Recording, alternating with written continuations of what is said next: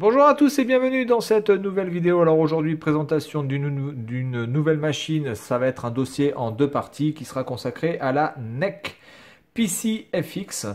Alors je vais déjà vous avouer que ce sera, je pense, la dernière console que je vais acheter parce que ça coûte de l'argent et ça prend de la place. J'ai d'autres consoles à vous présenter que j'ai oublié de présenter ou que j'ai pas encore présenté.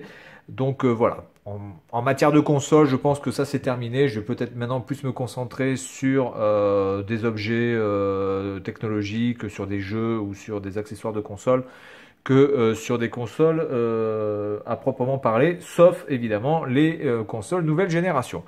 Alors la PC FX de chez NEC, alors c'est la dernière console de chez NEC. Après celle-ci, il n'y aura plus de consoles fabriquées par le constructeur NEC. Ça marquera aussi la fin de la collaboration entre NEC et Hudson, qui était le partenariat qui avait plutôt bien marché à partir de la PC Engine en 1988. Celle-ci est sortie en 1994 et pour vous donner un ordre d'idée, cette console a tellement été un flop qu'elle s'est vendue moins que la Virtual Boy de chez Nintendo, en sachant que la Virtual Boy est quand même l'une des références ultimes en matière de flop de console. Voilà, donc celle-ci s'est vendue aux alentours de 400 000 exemplaires, la Virtual Boy s'était vendue à peu près à 800 000 exemplaires. Et le deuxième problème de cette console, c'est que elle ne s'est pas vendue, certes, mais en plus, il y a très peu de jeux.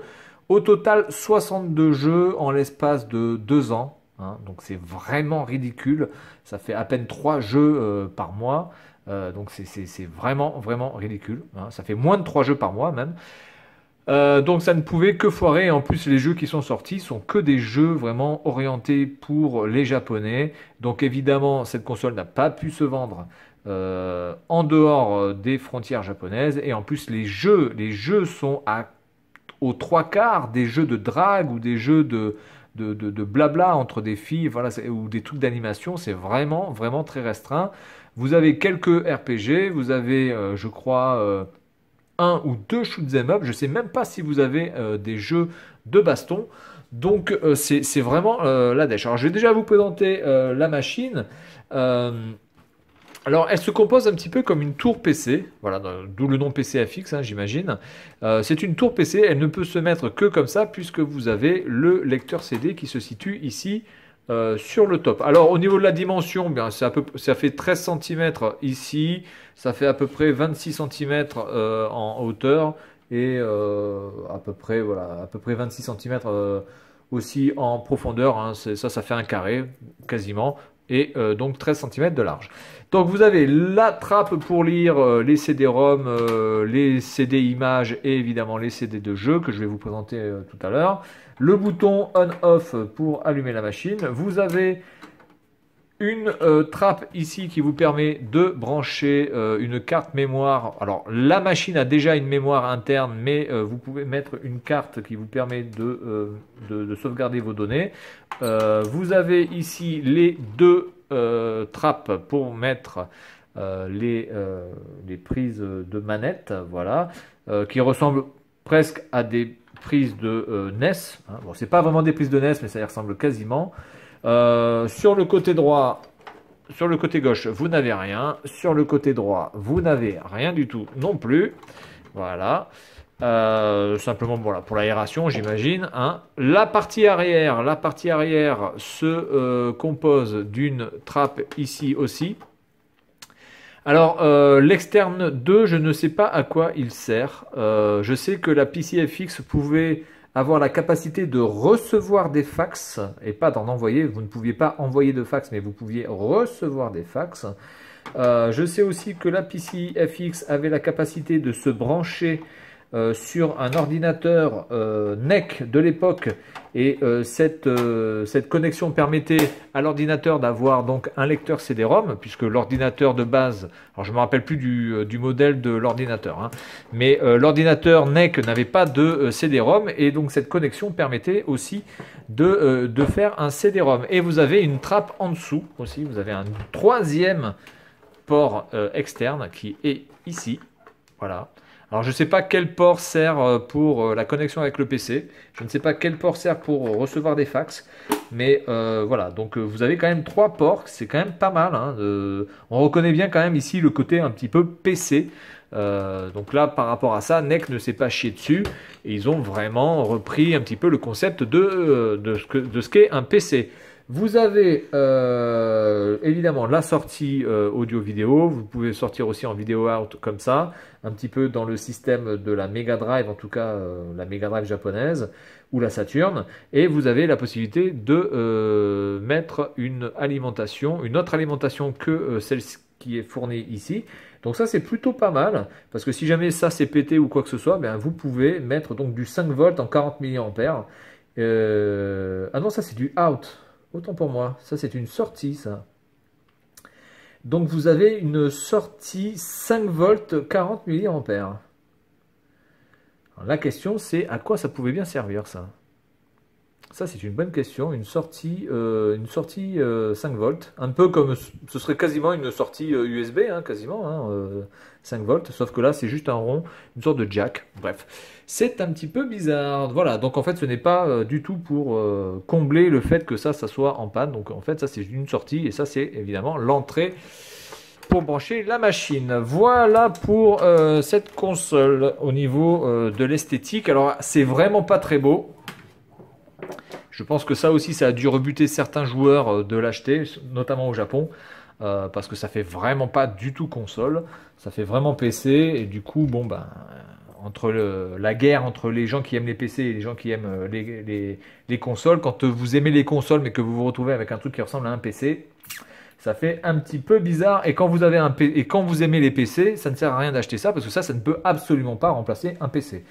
Ensuite, la manette. Alors, la manette, elle se compose un petit peu comme l'avenue pad de la PC Engine, c'est-à-dire la manette haut de gamme de la PC Engine, avec les boutons 1, 2, 3, 4, 5, 6, le bouton Select, le bouton Run, et ici donc les différents modes, mode 1, mode 2, A, B, etc. Donc ça, je ne sais pas vraiment à quoi ça sert, ces modes, mais ça doit certainement avoir une utilité. La manette est vraiment pas ergonomique.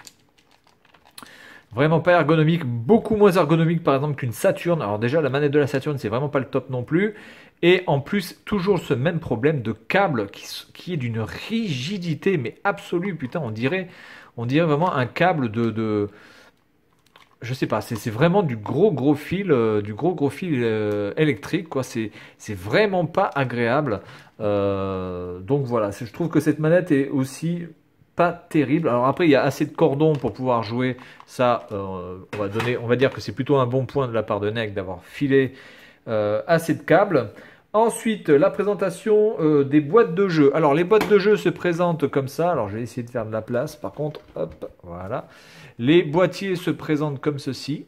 Ça ressemble en fait à des boîtiers de cassettes VHS. Et je pense que ce format a été choisi exprès pour pouvoir se ranger à côté des cassettes VHS facilement. Hein. C'est quasiment le même format, je dirais même que c'est le même format. Voilà. Donc ça se présentait toujours comme ça, généralement. Vous aviez un truc en mousse qui protégeait, évidemment, pour combler le vide. Donc ça, c'est pas moi qui l'ai ajouté, hein, c'était déjà dedans.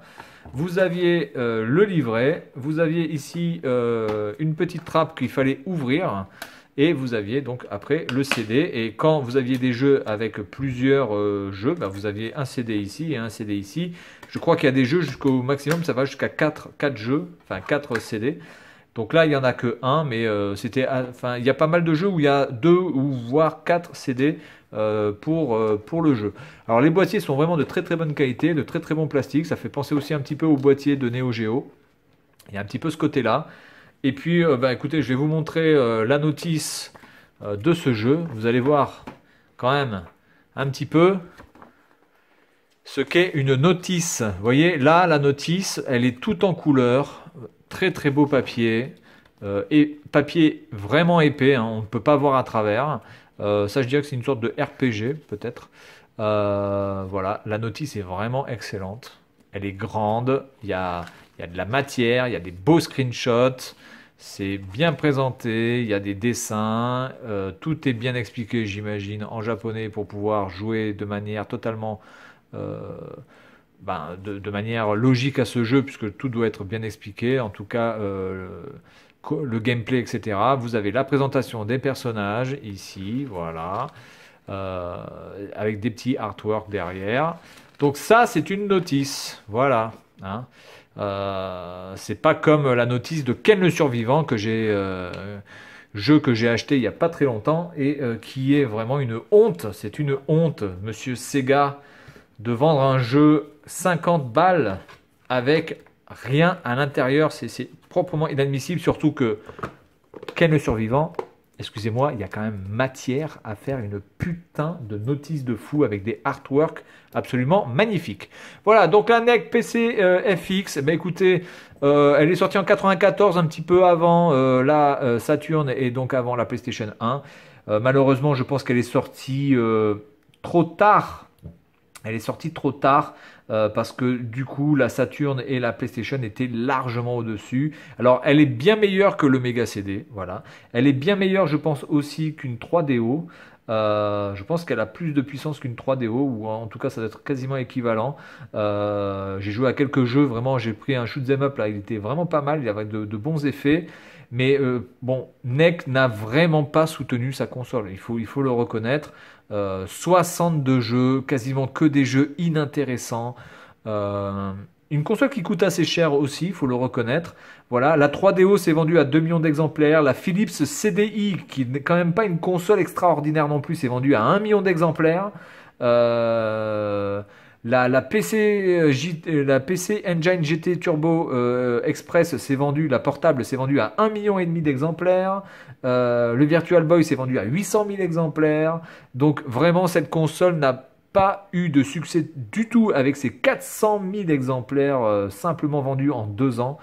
Voilà, donc c'est franchement ridicule. Et bon, c'est dommage parce que NEC, c'est vraiment une super marque. Moi, j'avais un téléphone NEC, j'ai eu des PC NEC, j'ai eu des graveurs DVD NEC. C'était vraiment du très très bon matos.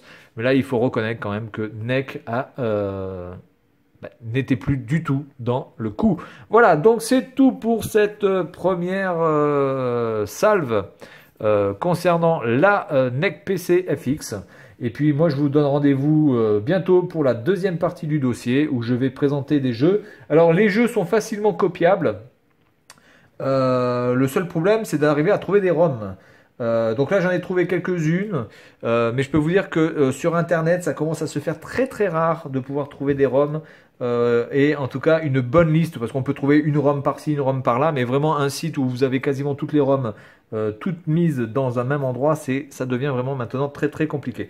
Donc je vais vous faire une présentation de jeu bientôt avec en plus l'interface de la PCFX quand vous l'enclenchez, hein, vous avez une interface qui est vraiment dégueulasse, qui est très moche, encore plus moche que celle de la Saturn, ou que même de la PlayStation 1, parce que la PlayStation 1, je trouve que c'était déjà très laid, mais là, ils ont fait très fort, non seulement c'est laid, mais en plus c'est de très mauvais goût.